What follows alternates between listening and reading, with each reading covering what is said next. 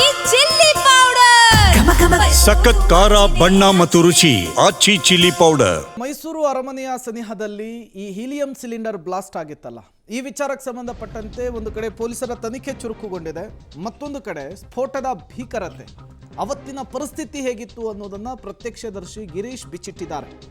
Helium ಸ್ಫೋಟವನ್ನ ಕಣ್ಣಾರೆ ಕಂಡಿದ್ದಾರೆ Girish. Public TV ಜೊತೆಗೆ ಮಾತನಾಡಿದ್ದಾರೆ. 2 ಹೆಜ್ಜೆ ಮುಂದಿಟ್ಟು ಬಿಟ್ಟಿದ್ರೆ ನಾನು ಅವತ್ತು ಬದುಕ್ತಿರ್ಲಿಲ್ಲ ಅಂತ ಹೇಳಿದ್ದಾರೆ.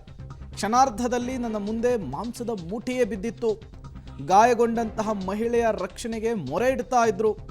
ನಾನು ಸಾವಿನ ಮನೆಯ ಕದ ತಟ್ಟುವ ಹಂತಕ್ಕೆ ಬಂದಿದ್ದೇನೆ. ನಾನು ಬದುಕಿ ಬಂದಿದ್ದೆ ಪವಾಡ. ಪಬ್ಲಿಕ್ ಟಿವಿ ಜೊತೆಗೆ ಪ್ರತ್ಯಕ್ಷದರ್ಶಿ ಗಿರೀಶ್ ಮೈಸೂರು ಅರಮನೆಯ ಮುಂಭಾಗ ಆದಂತಹ ಹೀಲಿಯಂ ಸಿಲಿಂಡರ್ ಸ್ಫೋಟದ ಭೀಕರತೆ, ತೀವ್ರತೆ, ಅವ್ರು ಕಂಡಿದ್ದೇನು ಅನ್ನೋದನ್ನು ವಿವರಿಸಿದ್ದು ಹೀಗೆ.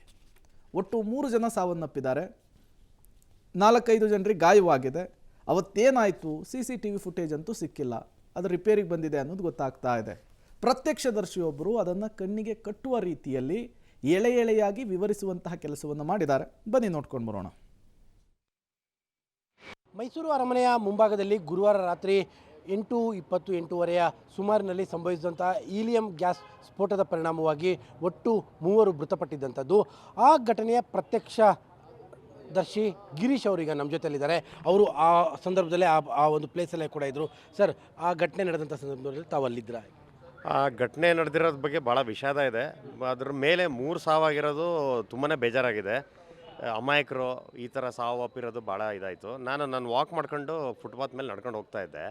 ನಡ್ಕೊಂಡು ಹೋಗುವಾಗ ಇದ್ದಕ್ಕಿದ್ದಂಗೆ ಒಂಥರ ಜೋರಾಗಿ ಸೌಂಡ್ ಆಯಿತು. ಆಮೇಲೆ ಒಂಥರ ದೊಡ್ಡ ಬೆಂಕಿ ಬಂದಂಗೆ ಆಗೋಯ್ತು. ಏನು ಅಂತ ನೋಡಿದ್ರೆ ಇದ್ದಕ್ಕಿದ್ದಂಗೆ ನನ್ನ ಮುಂದೆ ಇರೋರೆಲ್ಲ ಬಿದ್ದೋಗ್ಬಿಟ್ಟಿದ್ರು. ಆಮೇಲೆ ಯಾರೋ ಒಂದು ಲೇಡಿ ಕೂಡ ಪಾಪ ಅವ್ರಿಗೆ ಕತ್ತಿಗೆನ ಇದಾಗಿ ಹಿಂಗೆ ಕೈ ಹಿಡ್ಕೊಳ್ಳೋಕೆ ಪ್ರಯತ್ನ ಮಾಡಿದ್ರು. ನನಗೆ ಅದು ಒಂಥರ ಶಾಕ್ ಆಗೋಯ್ತು. ಏನಾಗ್ತಾಯಿದೆ ಅಂತಲೇ ಗೊತ್ತಾಗಲಿಲ್ಲ.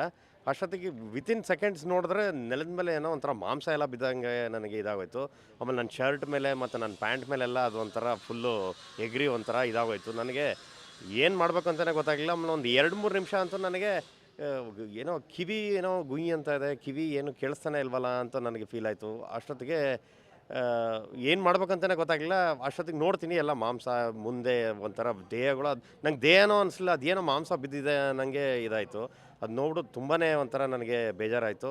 ಆಮೇಲೆ ನಾನು ವಾಪಸ್ಸು ಬಂದುಬಿಟ್ಟೆ ಅಷ್ಟೇ. ಭಾರಿ ನಿಯರಲ್ಲಿದ್ದೀರಿ ತಾವು? ತುಂಬ ಹತ್ತಿರದಲ್ಲಿದ್ದೆ. ಬಟ್ ನನ್ನ ಮುಂದೆ ಇರೋರಿಂದ ನಾನು ಆ್ಯಕ್ಚುಲಿ ಬಚಾವಾದೆ ಅಂತ ಅನಿಸುತ್ತೆ. ಅದು ಏಕಾಏಕಿನ ಸೌಂಡ್? ಅದು ಏಕಾಏಕಿ ತುಂಬ ದೊಡ್ಡ ಸೌಂಡ್. ಅದು ಏನು ಒಂಥರ ನನಗೆ ಕಿವಿ ಒಂಥರ ಏನೋ ಕಿವಿನೇ ಹೊಟ್ಟೋಯ್ತೇನೋ, ನನಗೆ ಕಿವಿನೇ ಕೇಳಿಸ್ತಾ ಇಲ್ಲ ನನಗೆ ಫೀಲ್ ಆಗೋಯ್ತು.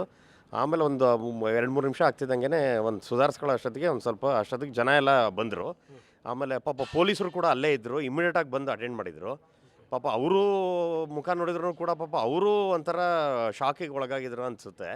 ಆಮೇಲೆ ಆ್ಯಂಬುಲೆನ್ಸಿಗೆ ಟ್ರೈ ಮಾಡಿ ಅದೆಲ್ಲ ಇದು ಮಾಡ್ತಾಯಿದ್ರು. ಅಷ್ಟೊತ್ತಿಗೆ ನಾನು ವಾಪಸ್ ಗಾಯಾಳೊಬ್ರು ನಿಮಗೆ ಕೈ ಹಿಡಿಯೋ ಪ್ರಯತ್ನ ಮಾಡಿದ್ರು. ಬಟ್ ಯಾರು ಏನು ಅಂತ ಗೊತ್ತಿಲ್ಲ, ನನಗೆ ಗೊತ್ತಾಗಲಿಲ್ಲ. ಬಟ್ 2 ಮಕ್ಕಳು ಮಾತ್ರ ಅಲ್ಲಿ ಅಳ್ತಾ ಇದ್ದಿದ್ದು ನನಗೆ, ನನ್ನ ಪಕ್ಕದಲ್ಲೇ ಇದ್ದರು 2 ಮಕ್ಕಳು. ಅದು ಗೊತ್ತಾಯಿತು ನನಗೆ. ಅವ್ರ ತಾಯಿ ಕೂಡ ತೀರೋಗಿದ್ದಾರೆ. ಅದೇ ಅದು ಯಾರು ಅಂತ ನನಗೆ ಅದ್ರ ಇದು ತುಂಬ ಜನ ಇದ್ದಾರೆ ಸರ್. ಸಡನ್ನಾಗಿ ನಡ್ಕೊಂಡು ಹೋಗೋಕೆ ತುಂಬ ಜನ ಇದ್ದರು. ಆಮೇಲೆ ಅದಾಗಿ 2 ನಿಮಿಷಕ್ಕೆ ಅಷ್ಟೊತ್ತಿಗೆ ಎಲ್ಲ ಜನ ಹರಡ್ಕೊಂಡ್ಬಿಟ್ಟಿದ್ರು, ವಾಪಸ್ ಸ್ವಲ್ಪ ಓಡೋದ್ರು. ಆಮೇಲೆ ಸ್ವಲ್ಪ ಜನ ಎಲ್ಲ ಒಂಥರ ಅಗಲ ಇದಾಯಿತು. ಅಷ್ಟೊತ್ತಿಗೆ ಪೊಲೀಸರು ಬಂದ್ಬಿಟ್ಟು ಅದನ್ನೆಲ್ಲ ರಿಸ್ಟ್ರಿಕ್ಟ್ ಮಾಡಿಬಿಟ್ಟು ಇದು ಮಾಡಿ ಅಲ್ಲಿಗೆ ನಿಮ್ಮ ಕಣ್ಣು ಮುಂದೆನೇ ಬ್ಲಾಸ್ಟ್ ಆಗಿದೆ? ಕಣ್ಣು ಮುಂದೆನೇ ಬ್ಲಾಸ್ಟ್ ಆಯಿತು. ಬ್ಲಾಸ್ಟ್ ಅಂತಂದರೆ ನನಗೆ ಒಂಥರ ಒಂದೇ ಸಲ ಸಡನ್ ಬೆಂಕಿ ಅನುಭವ ಆಯಿತು. ಅಲ್ಲಿ ಯಾವ ಥರ ಬ್ಲಾಸ್ಟ್ ಆಯಿತು ಏನೋ ಗೊತ್ತಿಲ್ಲ, ಒಂದೇ ಸಲ ಬೆಂಕಿ ಅನುಭವ ಆಯಿತು. ಆಮೇಲೆ ಆ ಸೌಂಡ್ಗೆ ಒಂಥರ ಕಿವಿ ಗುಂಯಿ ಅಂತ ಏನಾಯಿತು, ಒಂಥರ ಕತ್ಲು ಆದಂಗೆ ಆಗೋಯ್ತು ನನಗೆ. ಅದಾದಮೇಲೆ ನೋಡಿದ್ರೆ ಮುಂದೆ ಈ ಏನೋ ಮಾಂಸ ಬಿದ್ದಿದೆ ಅಂತ ನನಗೆ ಫೀಲ್ ಆಯಿತು. ಬಟ್ ನಿಮ್ಗೆ ಆರಂಭದಲ್ಲಂತೂ ಶಾಕ್ ಆಗಿಬಿಟ್ಟಿದ್ದೀರಿ. ತುಂಬಾ ಒಂಥರ ಘಟನೆಗಳು ಜೀವನದಲ್ಲಿ ಇದು ಪ್ರಥಮ ಬಾರಿ ಆಗಿರೋದ್ರಿಂದ. ಆಮೇಲೆ ನಾನು ಹೋಗಿ ಎಲ್ಲ ನೋಡಿದ್ಮೇಲೆ, ನ್ಯೂಸು ಎಲ್ಲ ನೋಡಿದ್ಮೇಲೆ ಒಬ್ಬರು ಸಾವಪ್ಪಿದ್ದಾರೆ ಅಂತ ಗೊತ್ತಾಯಿತು. ಆಮೇಲೆ ನೆನ್ನೆನೂ ಕೂಡ 2 ಸಾವು ಹೋದರು. ಬಟ್ ಭಾಳ ವಿಷಾದ ಇದೆ, ಪಾಪ ಅಮಾಯಕರು.